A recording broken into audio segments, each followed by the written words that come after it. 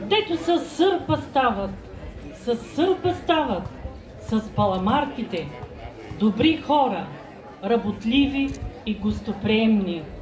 Тук най-хубави и най-витални са песните. Песните за доброто, за труда, за любовта. Изпее една песен, тъжна песен, дето да побере доброжанската земя и широката душа на доброжанеца. Та да му се дощи на човек, да поспре, да послуша, да погледа, дето всякакви цветя цъфнали и жатварки сърцати на нива да идат. По първи петли станали, бяло брашно замесили, дебела пита да сторят.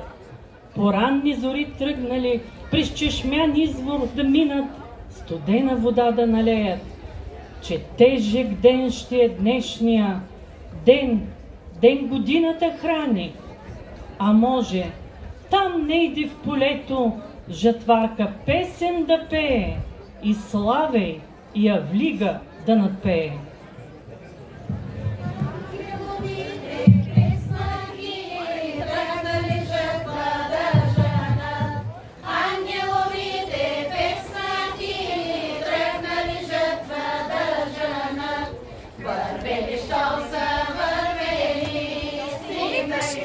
Я че ида да се преопреставя ми казете му. Вървели, що са вървели, стигнали станчуванива. Айде, булки, давайте турбите и почвайте, че план не стана. Айде, булка, дай ми бебито. Мале, сине, ако заплача да ме извикаш. Мале, той моето малкото дете дет ми реши на мляко, да не вземе някой земя да го налази. Няма, булка, аз нали за той съм тука. Чувала съм, имало и такъв случай. Няма. Маля, аз да туря хитките на сянка, да не увяхнат, че до вечера като са прибирани, да се накичим, да се натруфим, да сме най-хубавите. Пък като влизаме в село, може и песен да запеем. Да всички да кажат на дядо Ангел с накити, хем убави, хем работни. Я и надо отиде да натръга вържа. Хубаво да го зари с пръст, че с ноги ще се върза. Докато не се е вдигнала ръцата, да стоят мекички, а с нопите трябва яко да се вързам. Я що, я иди припа. Хайде, Боже поможи, че тъс голямата нива нас чака, че каквато има раня. Хайде, от съпред и седе. Докато пладне стане, нивата наполовина да остане, докато мръкне, нивата да фръкне. Хайде сега казвам най-младата снаха, дето тъс година доди в нашето семейство. Нека тя да зажени, нека тя е чакамджийката, че тъс голямата нива нас чака, че кък е горещо. Първият път, като отрежем, ще хвърлим на 3 страни за по-голям берекет. Втория път, като отрежем, ще я сложим на кръста, че тази нива нас чака. А дано да е спорна, да се напълнят хамбарите, благословен да е хляба ни. Хайде, булки, с Божията помощ да се захващаме. Ай, сега като вземем да женим, да не вземете да ме сътрупате всичките по краищата и по средата да останат 2-3 жени и целият чакъм от подир да изкарат. Како ни дейно? Ти като си лека и първа, ти къси чакъм на шатане. Прав чакъм. Както тези класове летят, така и жътвата да свърши по-бързо. Тъс година по-малко, до година повече.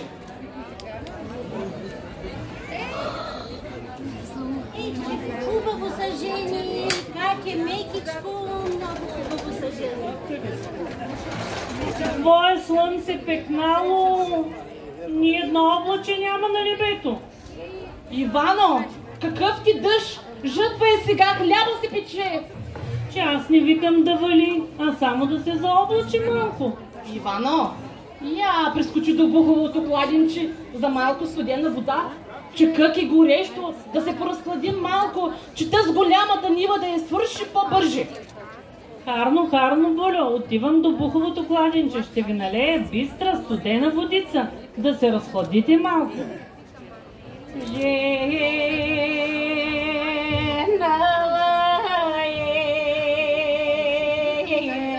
Спрете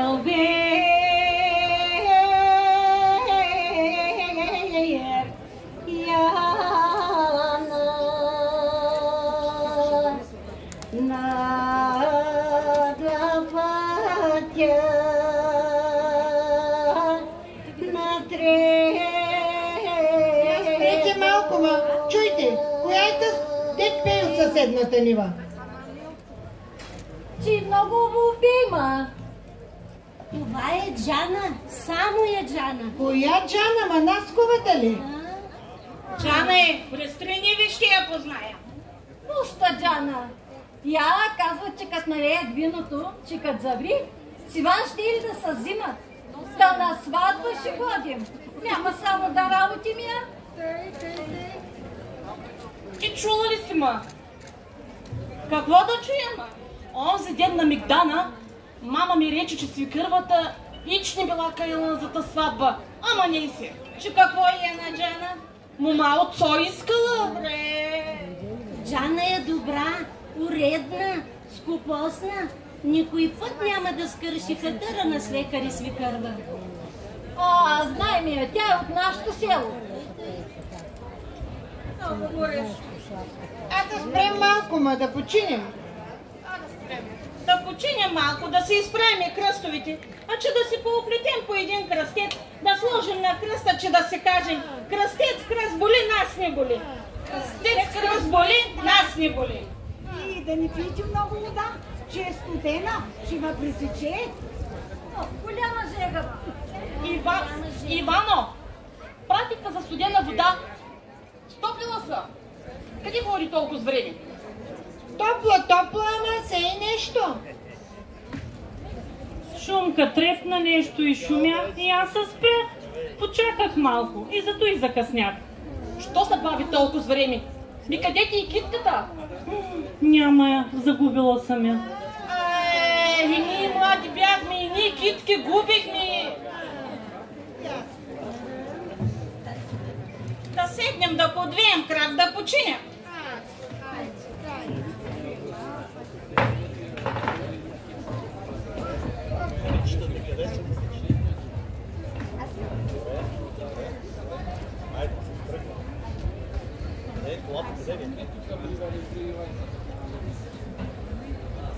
Мале, дай дете.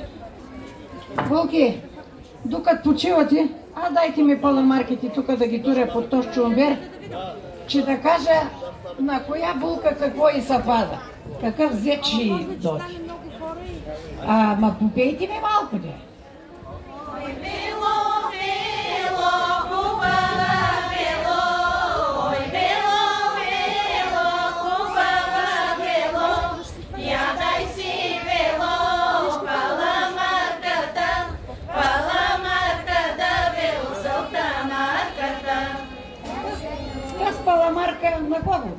Моята е младежка. Аз не виждам тук молихите в тях. Твоя зет даскал ще бъде. Ще учи децата на четмо и писмо. Ами таз другата на кого? Моята и мале. Тук виждам Дюкян. Твоя зет джамбазен ще бъде. Ще има много дюкяни. С джамбазлък ще се занимава. Моята став Божиите уши, мале. Ами те са златната ябълка на кого е? Моята и мале, моята и. Твоя зет ще бъде чорбаджия. Ще взима ора от цялата околия, да му работят нивята. И много нивя ще гледа, есенно време ще ходи само по сватби, кръщенки, денки, такива. Дай Боже, мале, дай Боже на всички. Ами, булки, пийте по една вода и ставайте, че идват горешниците. 3 дни налива не се ходи, хляб не се пече, иначе ще има много пожари и градушки. Тъй, мале, ти много си ме думала. Чурлига, парлига, марига. Не се върши никаква работа, ни къшна, ни кърска, да не изгорят нивите, реколтата, добитъка, къщите. Първия ден огънят в огнището се загася. втория ден не се пали. А на третия ден всички стопани се сбират на Мегдана, насред селото и запалват нов огън, Божи огън. Всеки стопанин взима частица и запалва своето огнище. И Тейко ще донесе от този огън, нали ма? Аз сега бях още у мамини, у нашето село. На тези дни баба гадаеше каква ще и зимата. Та думаше на първия ден, ако и жега, зимата ще и люта. Пък ако на Марига вали дъжд, кишава шей. Пък аз тогава, нали, още бях мома. Та с дружките сбирахме съчки. Влашахме корени от тикви. Както се сбират съчките, тъй да се влачат и ергените край нас. Както се сбират стеблата, тъй да се влачат и ергените. Ходихме на воденицата, наливахме вода оттам. Както се върти водата, тъй да се въртят и ергените край нас. А у наше село турехме хурките в мравуника. Както пъплят мравките, така да пъплят и ергените по момите. А при вечер, кога се сбереме на седянка и запридаме курките, една ще рече: Ивано, какво запридаш? А аз ще река: запридам ергените от горната, та чак до долната мала.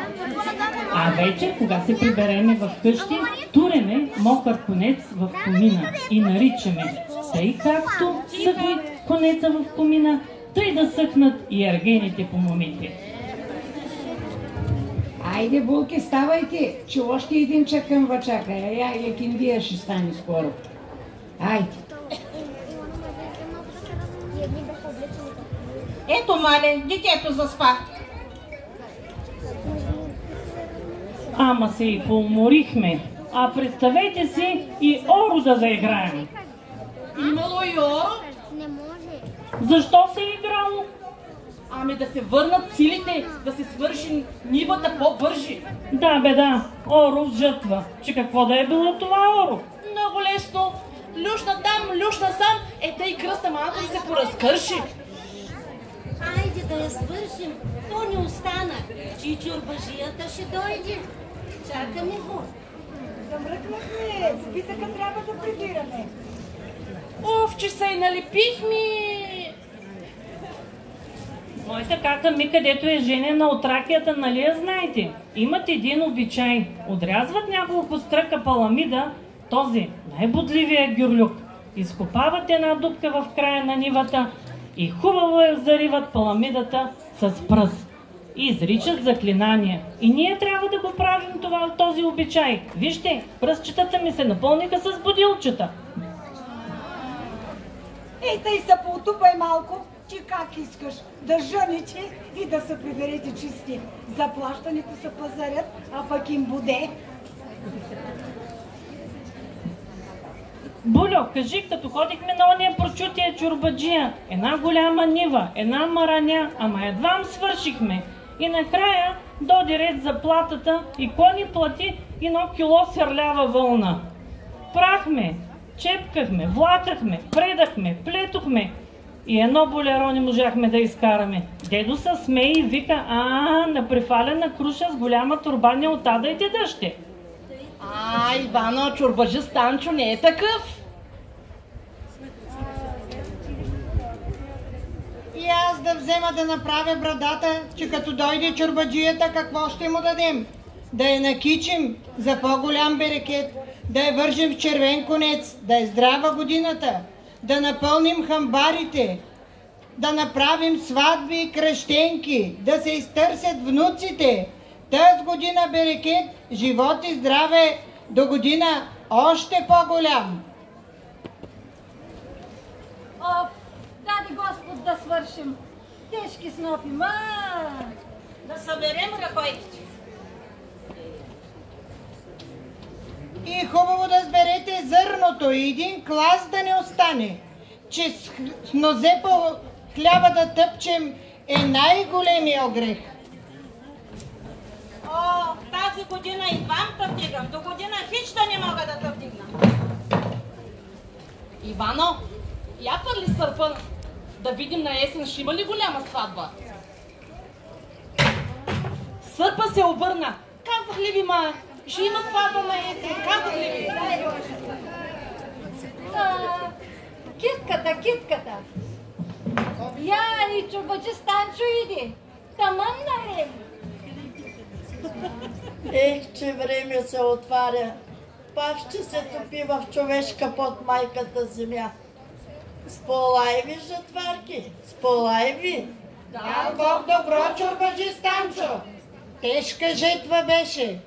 Силни бури бяха, поройни дъждове валяха, дълбоки води и реки текоха, много молитви се изрекоха.